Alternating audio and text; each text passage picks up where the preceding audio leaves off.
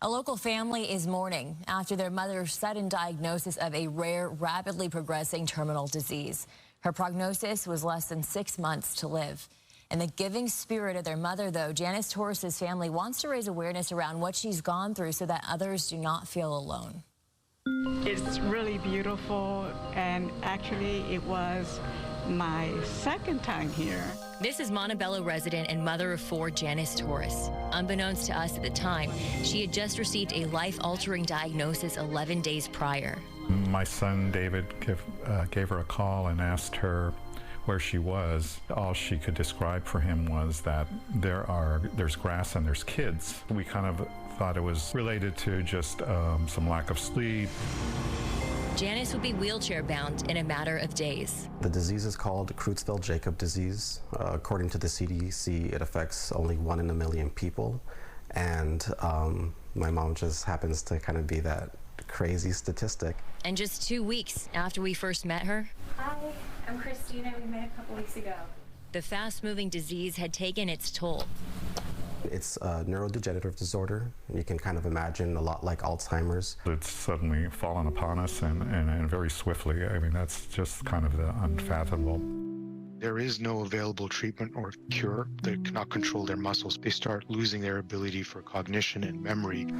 It's a big question, you know, whether she recognizes us, if she knows where she's at. There is no active research being done in the United States as to treatments. It's scary to think that there's something that can be this devastating and there's no one looking at it.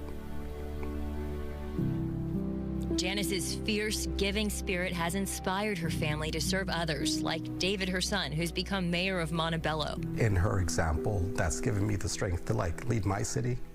It's given me the strength to go through some incredible challenges, but she was a trailblazer.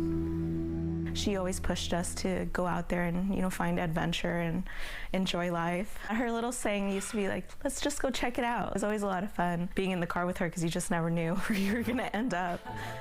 Janice's daughter, Juliet, is expecting and is faced with the reality that her beloved mom may never get to know her grandson. Oh. There's just too many emotions to really gather all that right now. The head of neurology at Kaiser says it's not clear why certain people get Creutzfeldt-Jakob's disease, and he hopes stories like Janice's help spur much-needed research. We can confirm the diagnosis in ways we couldn't do just 5 or 6 years ago.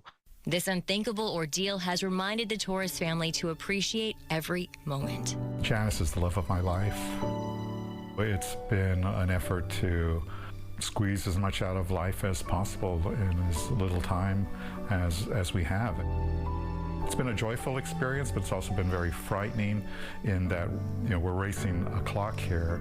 We don't know how long that clock is going to go. I have really been struck by, you know, how wonderful community can be when people realize that there's someone in need. We're sad to report we've learned that 5 weeks after her diagnosis, Janice has passed away. She was 62 years old, and the day after her passing, her family tells me her grandson Elijah was born. He is a healthy baby boy, so they're experiencing so many emotions right now. I want to thank you to the Torres family for letting us tell your story. And if you at home would like to learn more or donate to supporting families dealing with this disease, you can visit CJD Foundation, which is on your screen.org.